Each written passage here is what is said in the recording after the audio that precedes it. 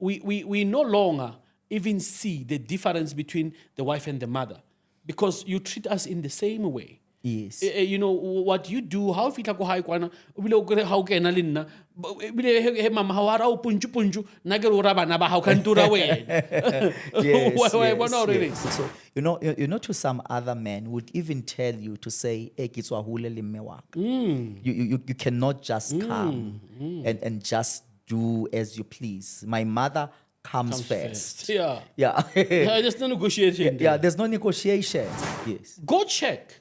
Yeah. I'm telling you now, every time when a woman says that man is not taking care of his kids, there's a mother behind. There is a mother behind. Yeah. Who's saying uskaya? Yeah. Who's saying bautwaila hambi? Yeah. Hasingwana Who's saying hawa. hasungwana ha? I'm telling you.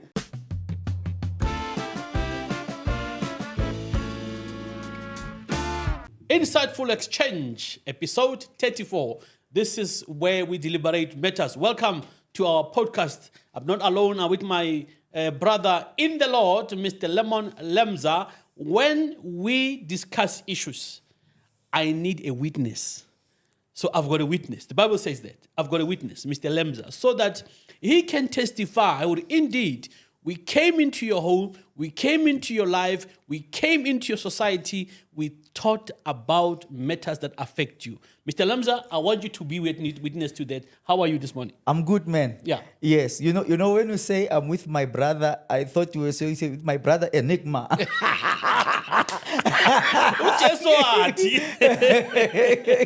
You must be careful. Yeah, no, luckily Tina Ujeso too speaks differently. Yes. We don't even threaten about to go to Jeso Ati. Yeah, now Vela Ukulumile anyway. Yes. So Yeah. I think what I want us to do, we need to take from what Jesus says. He says, look, I'm bringing good news. Yes. I am here to free those who have been captured. The captives free. And I think our message is about that, to say, yes, how do we emancipate the people of God?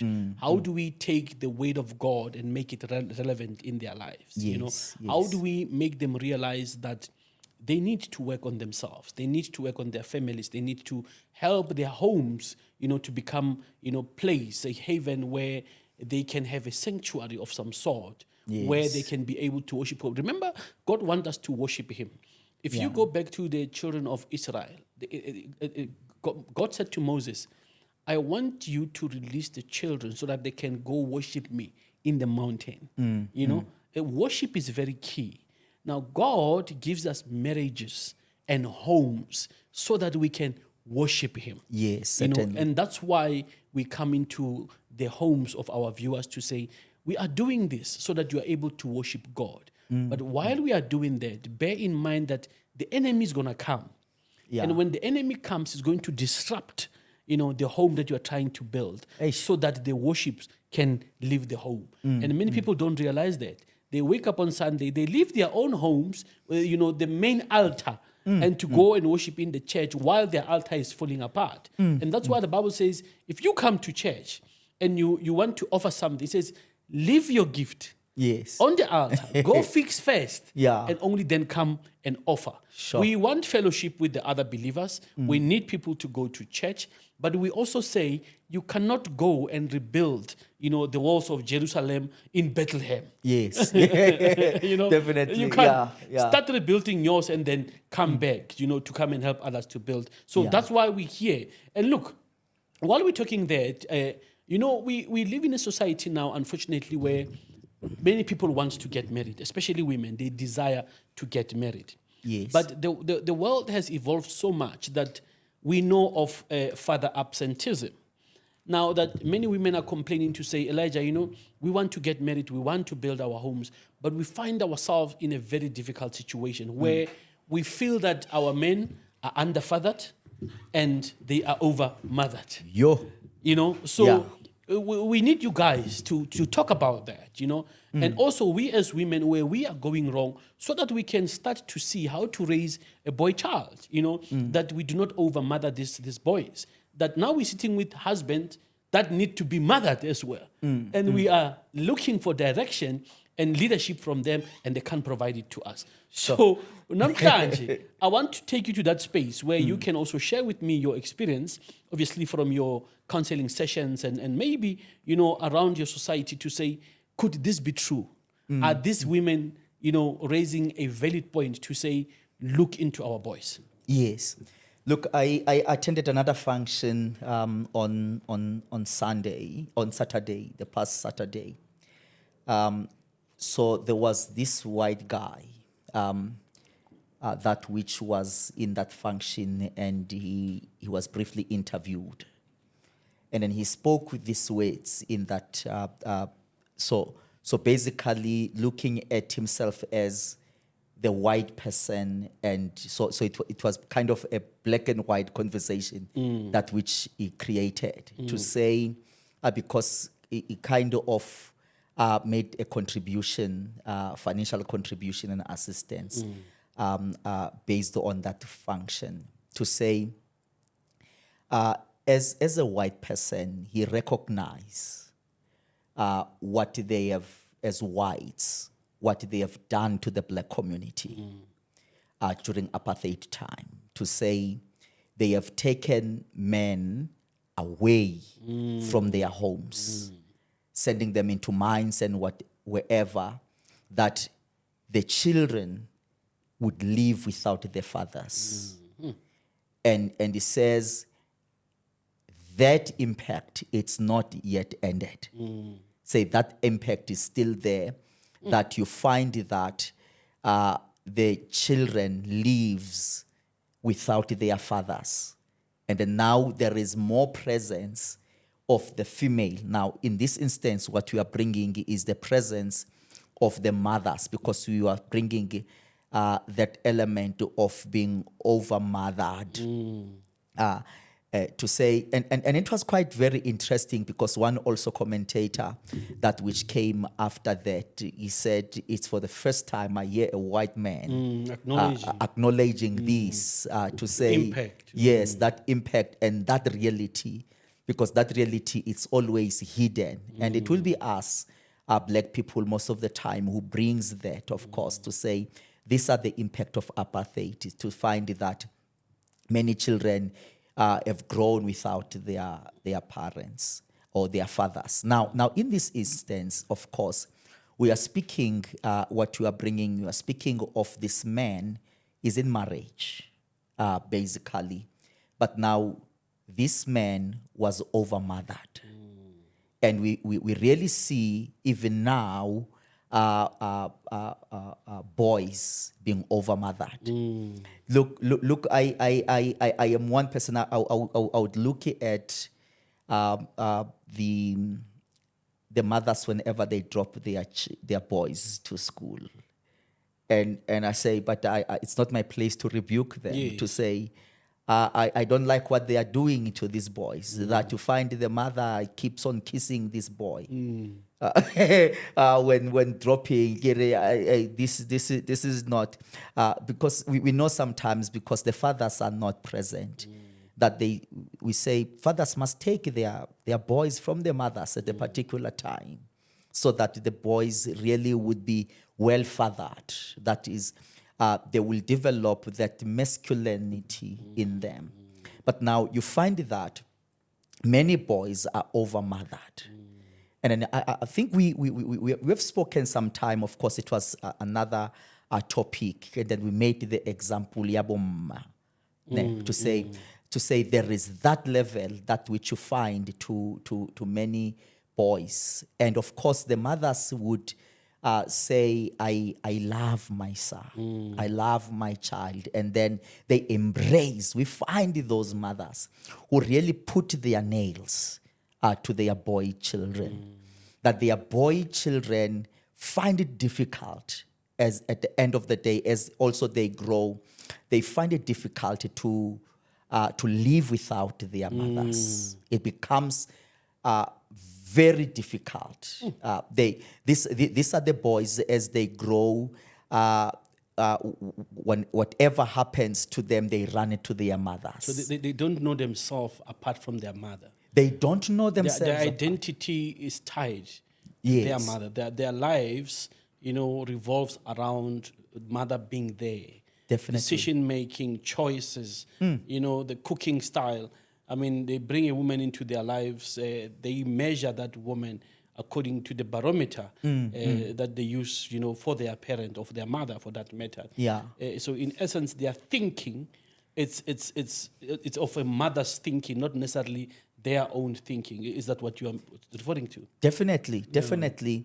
That for some reasons, we can, of course, derive a number of reasons why this.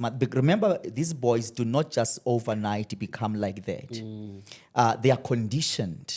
They are made by their own mothers to be like that. And of course, sometimes you will find that the father is there, but he is the present absent father because of some situations and circumstances that which could be there in another episode. The previous episode, we dealt with something like that, whereby we find that the wife overshadows the man, suppresses the man until the man withdraws from the family. And then when the father withdraws from the family, he's present, but he has withdrawn. He's in the desert, basically. So he is withdrawn, that he does nothing in this house. No correction, nothing, cannot direct even his boy children. It's no longer raising these children. Yes. The children are just growing up on their own. The mother is the one who's in charge. Yes. She's the one who dictates or decides what happens to the life of these children. And remember, I want us to talk specifically about the boy child here. Yes. Because the concern has been our men these days are overmothered.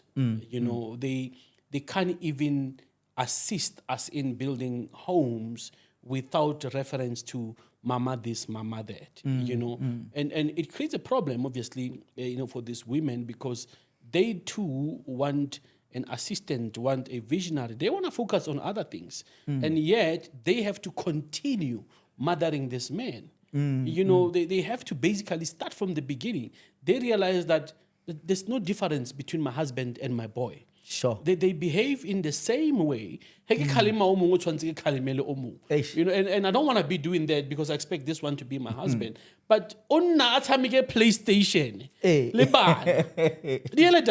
He wakes up on more PlayStation the whole day. And I have to be saying to him, what? Maybe I should be doing something, productive to help my wife. So in essence, we are seeing more men becoming more like our boy children instead of becoming like our husbands. Sure. And then, look, it sounds as a joke, but it's a painful experience where you find that the boys are less fathered, basically. Sure. The father is there because that's one part I am bringing. That the father is in the house, but does not engage the child, does not engage this boy, because we deal with the boy, does not communicate with this boy, does not take this boy out, does not move around with the boy and really impart knowledge, impart masculinity into this boy. Then as a result, now the mother takes over. Then when the mother takes over, and then the mother takes over by, we indicated to say, would have sometimes having suppressed this man, but sometimes you find this man has already come being overmothered. Remember, Utali problem. Yeah, Utali problem. These women are talking about that particular guy. Yes. That, when we organize Kin Naswan Zinkishan, and this is not a woman who wants to take over. This is the woman who says, look, I want proper submission to my husband. Yes. And I want companionship from my husband. But I'm not getting that. Yeah. Instead, I'm getting a man who has been overmothered. Yeah. Every day, ha chaisa ofita ko mama hai. Sometimes ibile ojaku. Yeah. Every now and again, heke maragiri, we need to go do something together. My mama's also come. It's that which for me I find very frustrating. As a woman, to say, at what point will you stop being a child? Yeah. And also at what point will you stop comparing me as well to your mother? My mother does it this way. My mother did it that way. I don't want to be compared to your mother. Yes, I want to yes. be my own woman, but also I don't think I want your mother to be featuring in our marriage. Sure, it's my mother-in-law. She can come visit. I can take counsel from her. But in this way, there is toxicity in terms of how the mother is brought into our lives. And that's what my concern is all about. That we no longer even see the difference between the wife and the mother, because you treat us in the same way. Yes. You know what you do, how fitla ko hai kwana o bile o kere ha o kena le nna bile he mama ha wa ra o punchu na ke ro ra bana ba ha o kantura wena. Yes. So it's that which our women are complaining about, to say, how do we navigate through that? Yeah, look, it's difficult to live with such a man who really was overmothered, where the mother really put all the nails into this child. And we know, of course, that other relationships of a mother and the boy, we see them from a distance to say there's going to be a problem here. This man is not going to survive any marriage. If he happens to get married, that's going to be difficult. And then, of course, some ultimately they get married. And then when they are married, they become small boys. And then now we must remember to say they don't become small boys because this wife they have brought in their lives has made them. But their mother has made them to be small boys. What now happens is this, that when you've got such a man in the house, you are living with a big problem. That's your reality. Yes, that's the reality. You are living with a big problem because this man has never developed to make sound decisions. Cannot make decisions because the mother was making decisions for him. And then now, what is going to be a challenge that the mother, if is still alive, will always consult the mother. So you'll find him saying, if you discuss something in the house, and if the mother does not approve, mama and they're not afraid to tell you. Yes. Or mama are. Yes. It's because the mother, we said, remember, the mother has really conditioned this man to say, I am your alpha and I am your omega. Yeah, I am your beginning, I am your ending. Yeah. Yeah, I am your God. Basically, that's the thing. Yeah. I am your God. No other woman is better than me. Yes. Sure. Yeah, and remember also, there is a level of threats that which were brought into this. Yeah. 9 months, 9 months. And then all of that. And then now you are a wife, and then you are with this man. And then this man, the other thing is that, in the beginning of the relationship, this man might try to weigh you at the level of the mother to see how far do you compete with his mother. And if you find that you became that woman who would want to give leadership to the husband, this husband does not take leadership. Does not want. And that is why we also might say, in other relationships, we say, but why this man does not take leadership? But the wives say, but I'm giving my husband that. He does not want leadership. That is, he does not want to take responsibility. He does not want to take the fall. Does not want to fail. Because the mother always had taken a fall. The mother always have shielded this man. That this man's weakness would not come into the light. And then here are you are living with this husband who really is kind of very numb in a relationship. And then you are running the house as a wife, alone. And then one other thing that which you find, this man becomes over-dependent. if let's say the mother is no longer there, you will have to become the mother basically as a wife. You basically become a mother. You take over from his mother, and then you rightly said to say he will keep on comparing yourself with the mother. Your cooking style, and then this, how you do things. My mother is doing this. My mother is doing, and then now because he's over mothered, this man never developed enough masculinity, and then this goes even into how this man manages his emotions. That he fails to manage his emotions. He would erupt in emotions because he has never developed logic, basically. So his logical and reasoning ability has never grown because he was not awarded an opportunity to grow, to mature. He was raised as a child. Yes, he's always been a child. Yes, he's always been a child. And then here you are, you want this man to be the man of the house, but he never comes to be the man. He never comes into the party, and it breaks you as a woman.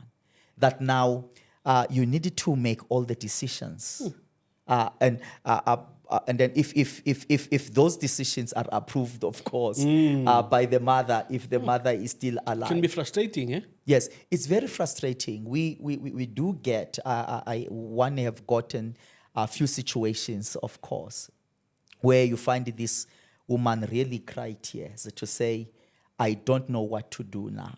I want to leave this man." Because the mother is always in our case. The mother, if the mother is in the house, there's just no peace. And then to an extent, and then there was another case, of course, where you find that this husband did not get a residence far from home. So it was very close. That is, the mother always have a view have an easy visitation into their house and then to make corrections. And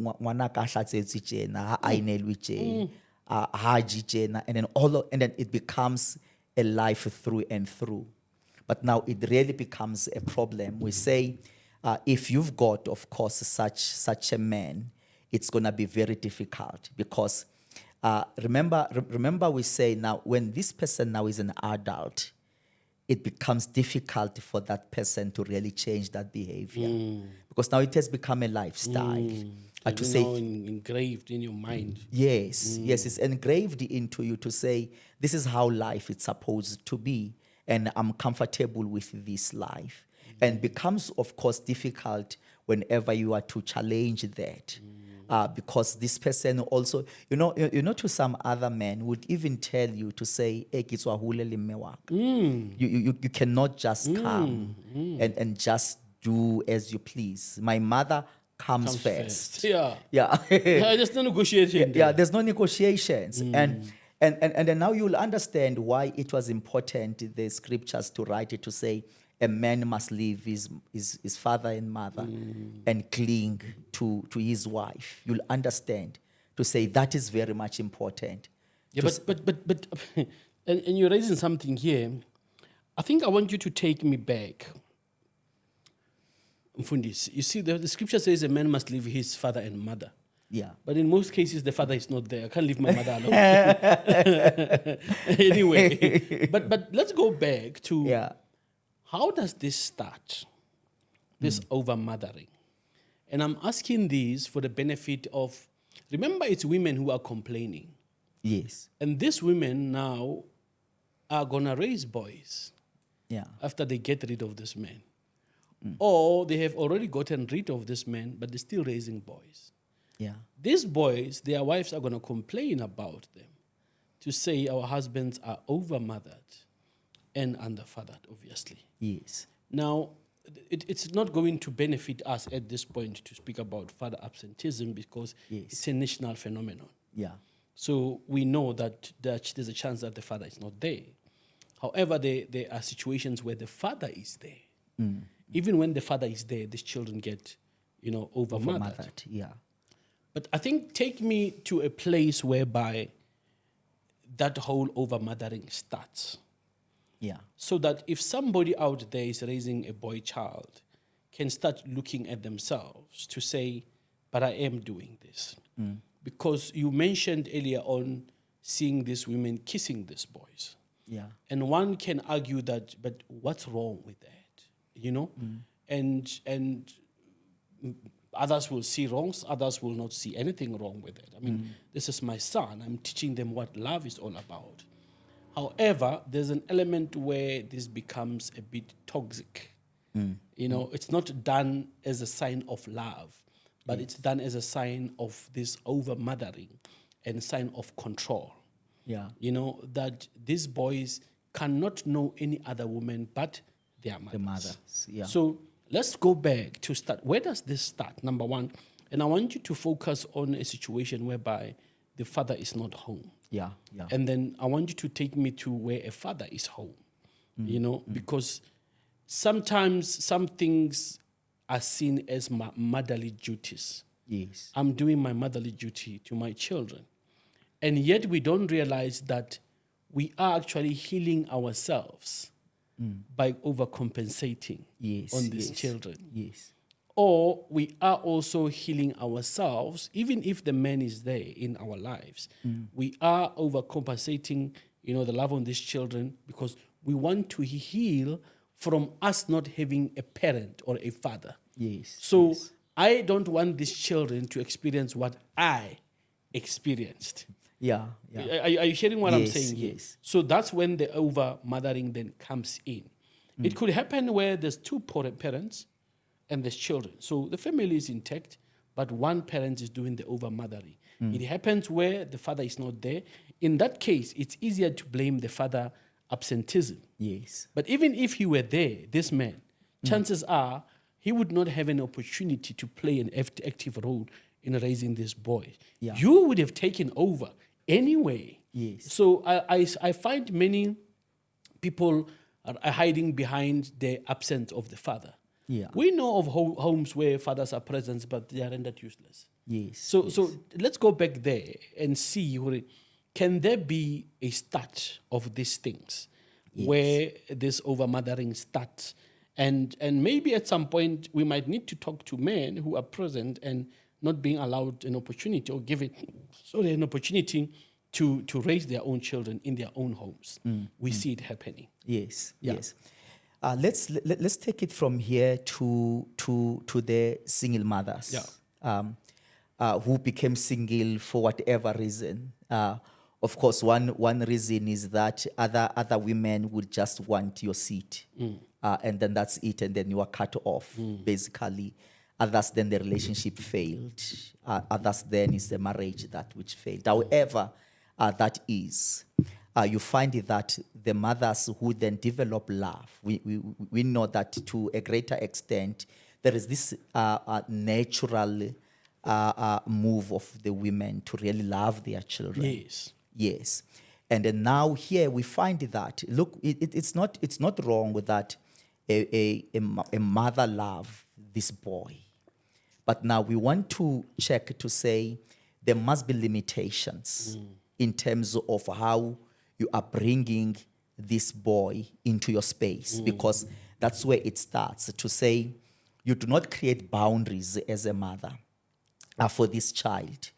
Number one, that's why you find that in the case I've just indicated to you, to say this mother, you find that he kisses this boy before he goes to gets to school, and then it's mouth to mouth, and then you think it's finished, and then there is an embracing again, and then amufelehetsi hanyani, you see, and then it's that drama. But also it goes, you find that even in the house, you find that this boy sleeps with this mother for a longer period of time.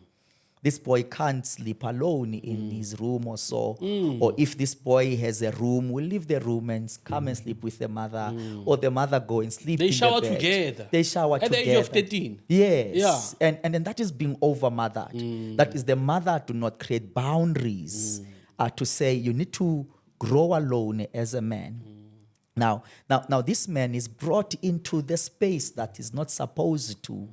And then for a longer period of time, this boy knows the closeness of the mother, basically. And then this mother in the name of love. And to some extent, we know how these things goes, that to other mothers would, it's just, these are conversations that which are not made. To say to some other mothers, it would look like it's a feminine side of the mother of loving, but you find to other instances to say, but this one is beyond this. There is kind of a romantic now. There is so there is mothers who romanticize their boys, basically. But the society do not talk about it. That to say now this is, so they become now a partner. They become no a partner. longer a child. Definitely. Yeah, they become a partner, basically. That's what is happening. That's why they post them when they call them my boyfriend, Yeah. my husband, my everything. You see? Oof. So that's what constitute also over mothering. It constitutes over mothering. And this child is always with you, and then all the time. And this child cannot be independent. So you cut the independence of this child.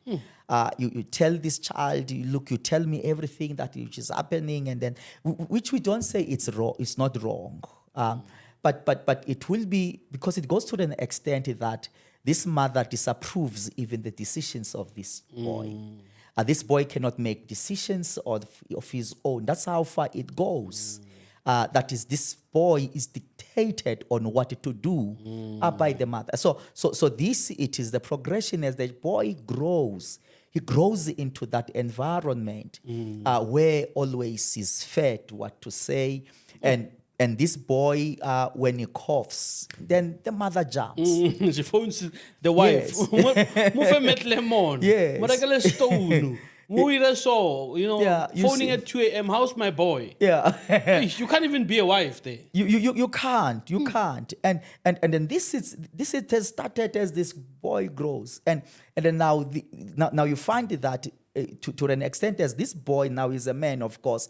When he was a boy, this mother will go all out just to get what this boy wants. Even if she doesn't afford it. Yes. She would go in care debt. Yes. So that she can satisfy this boy's needs. Yes. And then others will say, I would remove mountains for you.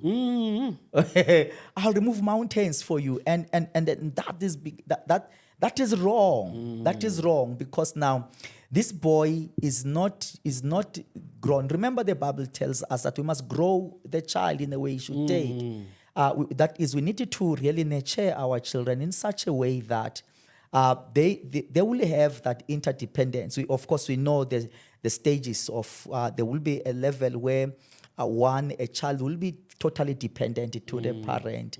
But there is where we start to loosen the child, and then they become interdependent until they become independent, that we trust their decisions. We ask them to say, what do you think about this? What do you think about this? And then when the child wants some things, and then we give them some chores. So we develop them. The boys, they must develop that responsibility. Then we say, okay, after you've done this, and then we'll do this for you. So that they understand that there's an exchange in life for your skills, for your availability, that there's going to be reward for that.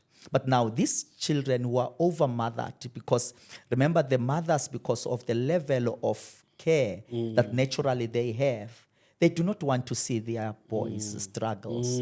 And then that is how far it goes whenever the father is not present. But also, when the father is present, yes. I've indicated briefly earlier on, to say when the father is present, there's going to be basically two dimensions, of course. One dimension is the father who withdrew himself because of the treatment of his wife. He's not allowed. To discipline the children. Yes. When he does discipline the way he knows best, he's rebuked for disciplining these children. Yes. And I'm not talking here about only discipline, but also helping these kids. I've seen in certain instances where a man would complain to say, look, I'm taking my boys to the salon to have their hair cut. Their mother refuses. He takes them to have their hair plaited instead. That's why when I the ideas of mabon. Yeah. And that's again going again through what over-mothering is all about.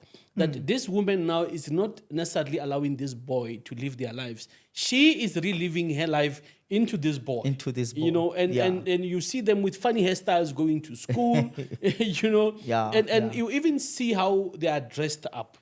That this is not necessarily their idea, but this is the mother's idea. Sure. You know, the mother decides where they go and how they go. And the father is just told. He's just basically a passive participant in the life of these children. And that's why I don't want us to focus over mothering only on absent fathers. Yes. Because it happens where the father is still present, you know. Because the issue of over mothering has got nothing to do with the love of the child. Has got everything to do with the trauma, With the trauma of the mother. Yeah. And the trauma that is not addressed. And you know, because I didn't get this when I was growing up, because this one was not there when I was growing up, you know, because I come from a poor background. So you overcompensate. I'm going to overcompensate, you know, and I'm going to make this child also to believe that I'm a better parent than his father. And hence I'm saying that, do you know that father absenteeism has worked for many women? They go out there in the social to say he's not there. But for them it has worked because they can use him as an excuse. Yeah. You know, to not show their trauma. I mean, they go out and say, no, because I'm the single mother, I must do everything for these kids. No. They love doing that because it's giving them an opportunity to be in control and over mothering these kids. You know, so all I'm saying is that we as a society, or we need to get to a point whereby we agree that father absenteeism is wrong. Yeah. That one we shouldn't even negotiate or deliberate on it. Yeah. It's wrong in every aspect. But so is over mothering. Yes. It's also wrong because it's going to create fathers who are going to be absent. You must understand that. Yes. They will not take responsibility. They will father a child, leave them, and come back to live with the mother. We see them, it's happening. And that mother will say that woman is a problem. Will tell this child, his son, to say, no, wanula watwenya. You know, in fact, we will fight to have that child to come and live with us. They will now fight that woman who was impregnated by this boy because the mother is always right, teaching his child, or my son, you are always right. You need to go when and check. Behind every man who's absent, there's a mother. Behind, go check it. Because usually fathers come and they call and say, Bafanas, side. Yeah. Yes. Go check. If you really know how, Yeah. where is the father? Yes. Yes. Go check. Yeah. I'm telling you now, every time when a woman says that man is not taking care of his kids, there's a mother behind. There is a mother behind. Yeah. Who's saying Uskaya? Yeah. Who's saying Bautwaila Ham? Yeah. Hasungwana Who's saying hawa. Hasungwana ha? I'm telling you. You know, and we don't talk about that. Yeah. Yeah. And again, when there's a noise about fathers who are absent, again, is women. Sure. So I'm saying if we want to correct the society, we should walk away from pointing fingers at men or at women. You know, societal problems affect both of us, whether male or female. Yeah. They also affect our children. We should also not use children to fight our own battles. Yeah. You know, where we have wronged, let's appreciate, acknowledge, and correct. Yeah. But continuing the process of over-mothering men, we are also continuing other societal ills. Yes. You know, the father absenteeism will never stop. Because we are not raising men who are going to become present fathers. We are raising men who can only stand up with their mothers. So we need to look at what is the consequence of over mothering and what is the consequence of under fathering. Yeah, look, the consequences, you'll find them, of course, as a wife. You find, because I want to bring this element which goes in what you have indicated earlier on, to say now you find that this boy now is taken to the salon to do certain hairstyles, plaiting and whatever that is, to say you find it. You find this element of feminized men. So feminized men where there is more feminine attributes that which are passed over to this man because of over-mothering. So the over-mothering, it goes into that now you find this man is not solid, fails to be solid, cannot be able to control his emotions. Remember when we say someone is unable to control his emotions, it goes in various ways. It goes, others, they might erupt and really be vocal and be not counting their words in terms of what they are saying. Let's call him underdeveloped. Underdeveloped. Yeah, yes. let's call it there. Yeah, they become in every area, because yes. it could be in emotions, it could be in commitment, it could be in finances, it could be in many areas that he can't even keep friendships. Yes. So this man basically becomes underdeveloped. Yes. In essence, yeah. Yes, certainly. So you cut it across well to say he's become underdeveloped because he would lack competency in all areas of relationship when we bring that in the marriage setup. To say when this person now is in marriage, how this person manages finances, it's very bad. Managing household is very bad. The only thing that which he can do good is talking and play PlayStation and play. Hey. Yeah, and play and then those are the things, but things that which builds the house, builds the family, he does not have a clue about that because the mother never gave the opportunity, or the father who did not really nurture this child and be present in this child could not be there. Because remember, you know the role of the fathers. Fathers would not be, generally would not talk a lot, but that rebuke from the father, that look from the father, it's key. But that guidance as well. Yeah. It's so. Yeah, it's so. Or washimana abaitsi so. That is very much important. He needs it. Yeah, the boy needs Grounds that. him. Yeah, and then we and then the mothers must stop this to say the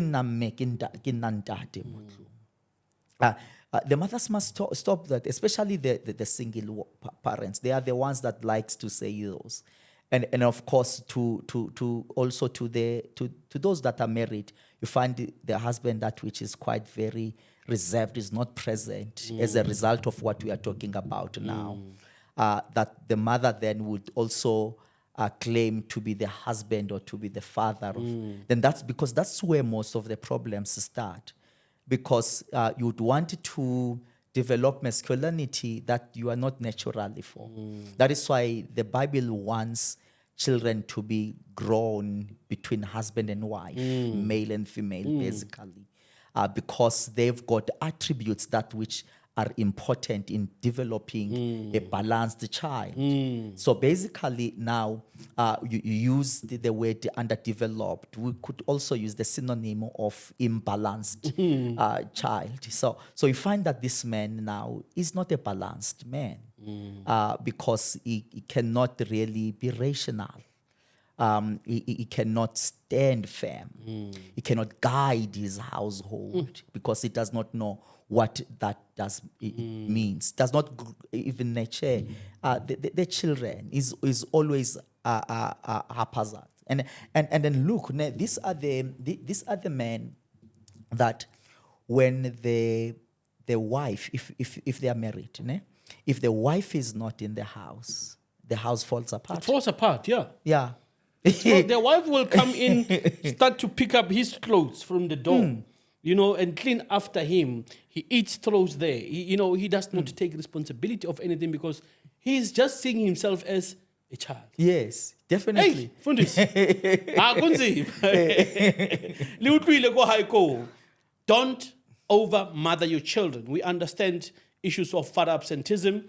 It's a worldwide phenomenon. It happens everywhere. But sometimes the father is in the house and the children are still over-mothered.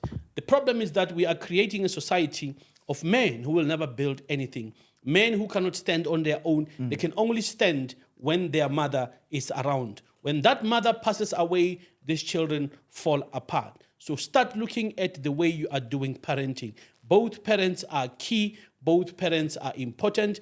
Don't look at the fight that you are having with the parent. Look at the goal and the vision of raising this child to become a solid and an independent adult. So please start looking at how you're doing it at home. Let's do it well to build our homes, to build our society, and ultimately to build a world where men and women can stand together and work together and raise good children. Shalom. This is Insightful Exchange. Shalom.